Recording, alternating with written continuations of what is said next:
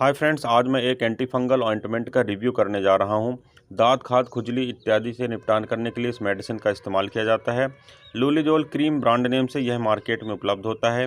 KLM laboratories private limited के द्वारा इसका प्रोडक्शन किया जाता है।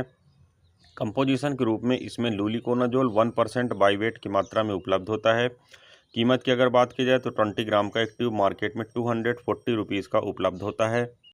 फ्रेंड्स, अगर अभी तक आपने मेरे चैनल को सब्सक्राइब नहीं किया है तो प्लीज़ चैनल को सब्सक्राइब कर लें। बेल आइकन को भी प्रेस करें ताकि आने वाले सारे वीडियोस के नोटिफिकेशंस आप तक आते रहें और आप मेरा कोई भी वीडियो को मिस ना करें। अगर आपने इस प्रोडक्ट को या इस ऑइंटमेंट को इस्तेमाल किया है तो आपके क्या एक्सपीरियंसेस रहे हैं, कमेंट सेक्शन पर ज़रूर शेयर करें। आइए फ्रेंड्स, देखते हैं इस प्रोडक्ट के वैकल्पिक ब्रांड्स के बारे में। तो फ्रेंड्स, लूलिकैन क्रीम जिसे ग्लेनमार्क फार्मास्यूटिकल्स लिमिटेड के द्वारा बनाया जाता है। लूलिफिन क्रीम जिसे सन फार्मास्यूटिकल इंडस्ट्रीज लिमिटेड के द्वारा बनाया जाता है। लूलिबिट क्रीम जिसे मैनकाइंड फार्मा लिमिटेड के द्वारा बनाया जाता है। और लूलिमैक क्रीम जिसे मैक्लियॉड्स फार्मास्यूटिकल्स प्राइवेट लिमिटेड के द्वारा बनाया जाता है। फ्रेंड्स, मार्केट में मिलने वाले सेम कंपोजिशन के साथ उपलब्ध ये कुछ ऐसे ब्रांड्स हैं जो आप इस ऑइंटमेंट के ना मिलने की स्थिति पर भी परचेस करके अपना काम चला सकते हैं और सेम इफेक्ट को प्राप्त कर सकते हैं, क्योंकि अंदर का मॉलिक्यूल या साल्ट इनका सेम होता है और आपको इफेक्ट भी सेम प्राप्त होता है। अब देखते हैं फ्रेंड्स इसके कुछ प्रमुख इस्तेमाल के बारे में। तो जैसा मैंने पहले आपको बताया, यह एक एंटी फंगल ऑइंटमेंट है और फंगल से जुड़ी किसी भी समस्या को निपटान करने में सक्षम होता है। फ्रेंड्स, फंगल के कारण होने वाला जो इचिंग होता है, इन्फेक्शन होता है, खारिश होता है, खराश होता है, दाद होता है, खुजली होता है, उस सब चीज़ों के निपटान के लिए इस मेडिसिन का इस्तेमाल किया जाता है। नाखूनों में होने वाले फंगल इन्फेक्शन के लिए भी लोकल एप्लीकेशन के रूप में इस मेडिसिन का इस्तेमाल किया जाता है। साथ ही रिंग वर्म के लिए या किसी भी प्रकार के और अदर फंगल इन्फेक्शन जहां पर प्रीडोमिनेंट हो रहा है वहां पर इस मेडिसिन का इस्तेमाल किया जाता है।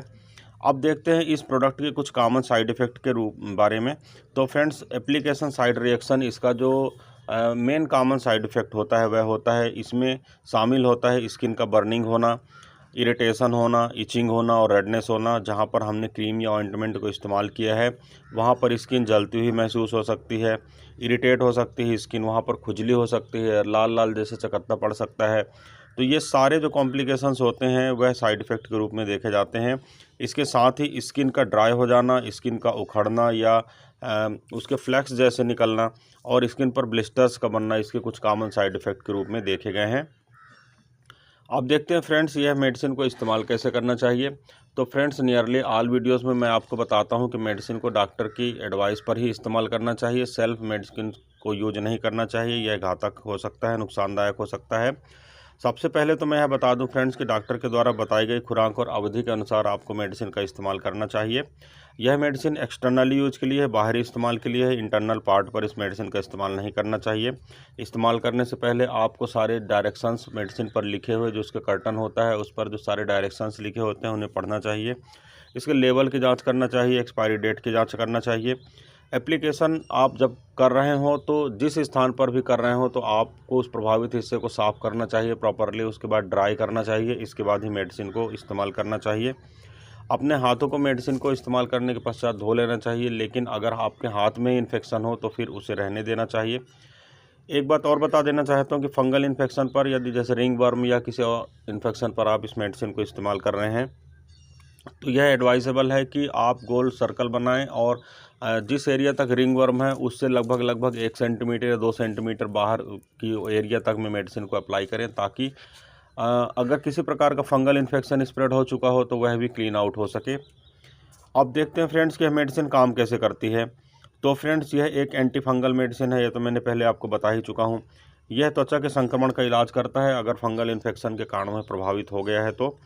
यह जो फंगस होता है उसका जो स्किन के बाहर स्किन पर जो फंगस होता है उसकी जो सेल मेम्ब्रेन होता है उसे डिस्ट्रॉय कर देता है, सेल मेम्ब्रेन को नहीं बनने देता है। और ऑब्वियस सी बात है, कोई भी बैक्टीरिया, वायरस या फंगस अगर उसके बाहर की आउटर कवरिंग नहीं रहेगी, सेल वॉल नहीं रहेगी, तो ये सर्वाइव नहीं कर पाएगा और फंगस डेड हो जाता है। और इस प्रकार आप अपने लक्षण जैसे डिस्कम्फर्ट का होना, इचिंग का होना, इरिटेशन का होना इत्यादि, ये जो सारे आपकी प्रॉब्लम्स होते हैं इससे आप निजात पाते हैं, आप राहत पाते हैं। अब देखते हैं फ्रेंड्स इसके कुछ और स्पेसिफिक फीचर्स के बारे में। तो फ्रेंड्स, स्किन इन्फेक्शन के लिए इस मेडिसिन का इस्तेमाल किया जाता है। फंगस के कारण होने वाली प्रॉब्लम के लिए मैंने आपको पहले ही बताया है। कुछ कंडीशन में एथलीट्स फूड्स में भी इस मेडिसिन का इस्तेमाल किया जाता है। अगर पैर में आपको फंगस इन्फेक्शन हो गया है या हाथ में हो गया है तो आपको यह सलाह दी जाती है कि आप अपने उस स्थान को ड्राई रखें, तो आपको जल्दी आराम लगेगा। स्पेसिफिक रूप से ऐसे एरिया जो नाखून के संपर्क में रहते हैं, जैसे फिंगर्स हो गए या पैर के नाखून हो गए, ऐसे जगहों में संक्रमण होने के चांस ज़्यादा रहते हैं, इसलिए आपको ऐसी जगहों को सूखा रखना चाहिए और क्लीन करके रखना चाहिए। आपको अपने नाखूनों को छोटा रखना चाहिए और ओपन टोज शूज़ पहनना चाहिए ताकि आपको एयर वगैरह का उसमें डिस्कम्फर्ट ना हो सके। आपको फंगल इन्फेक्शन से बचने के लिए सेपरेट टॉवल वगैरह या जितने भी फोमाइड्स होते हैं उनका सेपरेटली यूज़ करना चाहिए। किसी के टॉवल यूज़ नहीं करना चाहिए, सॉक्स यूज़ नहीं करना चाहिए, शूज़ यूज़ नहीं करना चाहिए। जितने ये सारे फोमाइड्स आर्टिकल होते हैं आपको सेपरेटली ही यूज़ करना चाहिए ताकि किसी दूसरे का इन्फेक्शन आप तक न आ सके। आपको मेडिसिन के सफिशिएंट अमाउंट लगाना चाहिए, ऐसा नहीं कि मेडिसिन की कम मात्रा में लगाएं और फंगल इन्फेक्शन कवर ना हो सके। इसलिए आपको एडवाइस किया जाता है कि 1 इंच का जो सर्कल होता है, जहां पर भी जैसे रिंग वर्म आपको हो रखा है, तो 1 इंच का चारों ओर का सराउंडिंग स्ट्रक्चर आप ज़्यादा मेडिकेशन करें ताकि वह भी स्ट्रक्चर कवर हो जाए, वह भी एरिया कवर हो जाए। आपको इस मेडिसिन को लगाने के बाद लगभग 7 से 10 दिन के बीच में आपको राहत महसूस होती, समझ में आती है। आपका पूरा एरिया ड्राई हो जाता है, क्लीन भी हो सकता है, परंतु उसका मतलब यह बिल्कुल नहीं रहता है कि फंगल इन्फेक्शन पूरी तरह से ठीक हो गया है। इसलिए आपको इस मेडिसिन को मिनिमम 20 डेज़ या 30 डेज़ के लिए एडवाइस किया जाता है। कम से कम आपको इस मेडिसिन को 1 महीने तक इस्तेमाल करना चाहिए ताकि यह रिलैप्स ना हो सके। किसी भी कंडीशन में अगर थोड़ा बहुत डिसीज़ भी बचे तो वह कॉम्प्लिकेशन कर सकता है, दोबारा बैक हो सकता है। इसलिए आपको इस मेडिसिन को कम से कम 1 महीने के लिए इस्तेमाल करना चाहिए। अगर आप कुछ समय बाद मेडिसिन लगाने के बाद अच्छा महसूस कर रहे हैं तो भी पूरी तरह से रोग जाने के बाद ही आप मेडिकेशन या डॉक्टर के एडवाइस के बाद ही मेडिसिन आपको बंद करना चाहिए। अगर किसी भी प्रकार का इन्फेक्शन अधिक हो रखा है तो इसके साथ साथ कुछ ओरल मेडिसिन या ओरल कैप्सूल्स वगैरह, एंटी फंगल मेडिसिन वगैरह आपको उपलब्ध कराई जाती हैं। इसके साथ ही पैरेलल इचिंग की मेडिसिन दी जा सकती है अगर कभी कुछ आवश्यकता समझ में आती है डॉक्टर को। तो हालांकि स्टेरॉइड तो इसके लिए कॉन्ट्राइंडिकेटेड रहता है, फंगल इन्फेक्शन स्टेरॉइड देने के बाद बढ़ जाता है, परंतु तुरंत की कंडीशन में थोड़ा सा इसे सबसाइड करने के लिए, सप्रेस करने के लिए अगर डॉक्टर को उचित लगता है तो थोड़ा बहुत स्टेरॉइड आपको दे सकता है कवर करने के लिए। और आप अपने से स्टेरॉइड का सेवन ना करें, यह घातक हो सकता है। मेडिसिन को आपको नाक के अंदर या मुंह के अंदर या आंख के अंदर लगाने से बचना चाहिए और अगर एक्सीडेंटली एक्सपोजर हो जाता है तो आपको तुरंत ही पानी से, ज़्यादा मात्रा में पानी से आपको इसको क्लीन करना चाहिए। और फ्रेंड्स, इस मेडिसिन को अगर रेगुलर यूज़ करने के बाद 3 से 4 सप्ताह अगर आप मेडिसिन को यूज़ कर रहे हैं और अगर आपको किसी भी प्रकार के रिजल्ट प्राप्त नहीं हो रहा है तो आपको मेडिसिन को बंद करके डॉक्टर से परामर्श करना चाहिए। अब फ्रेंड्स देखते हैं इसके कुछ स्पेसिफिक जो सेफ्टी फीचर्स होते हैं उनके बारे में। तो फ्रेंड्स, अगर मैं अल्कोहल की बात करूं तो मेडिसिन के सेवन के दौरान आपको अल्कोहल का इस्तेमाल नहीं करना चाहिए। यह हार्मफुल हो सकता है, लिवर में टॉक्सिसिटी डेवलप कर सकता है। गर्भावस्था और स्तनपान अगर आप करा रहे हैं तो आपको अपने डॉक्टर से इस बारे में उचित परामर्श करना चाहिए।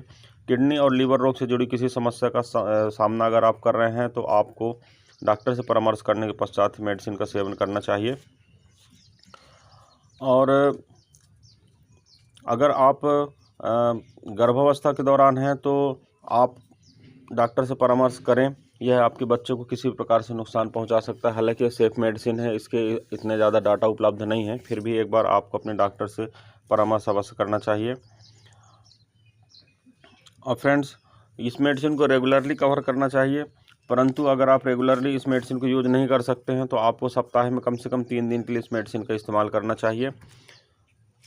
पैर के उंगलियों के बीच एथलीट फुट के इलाज करने के लिए कम से कम 4 सप्ताह के ड्यूरेशन लगता है। कुछ रोगियों में जैसे कि जॉ किच वगैरह या दाद वगैरह के निपटान के लिए इस मेडिसिन को लगभग 6 सप्ताह तक का भी समय लग सकता है।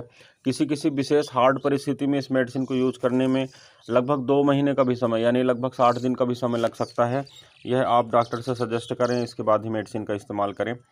कंटेनर को जिस कंटेनर में मेडिसिन आई है उसमें आपको इसको बंद करके रखना चाहिए। बच्चों के पहुंच से दूर रखना चाहिए। ठंडे तापमान वाली जगह में यानी कमरे के अंदर रखना चाहिए। डायरेक्ट सनलाइट के संपर्क में मेडिसिन को नहीं रखना चाहिए।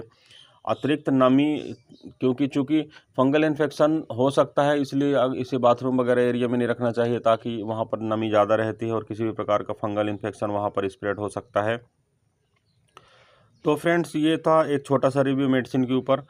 ये सारी जानकारी जो मैंने आपको दिया है, यह केवल आपकी ये जो सारा विवरण मैंने आपको दिया है केवल आपकी जानकारी के लिए है। किसी भी स्थिति में मेरे वीडियो के आधार पर आप मेडिसिन का उपयोग ना करें, यह हार्मफुल हो सकता है। आप अपने डॉक्टर से मिलें, उचित परामर्श करें, इसके पश्चात ही मेडिसिन का यूज करें। फ्रेंड्स, इस वीडियो में बस इतना ही। किसी अन्य अच्छे हेल्थ रिलेटेड टॉपिक के साथ आपसे फिर मुलाकात करता हूँ। तब तक के लिए गुड बाय। आपका दिन शुभ हो। जय हिंद।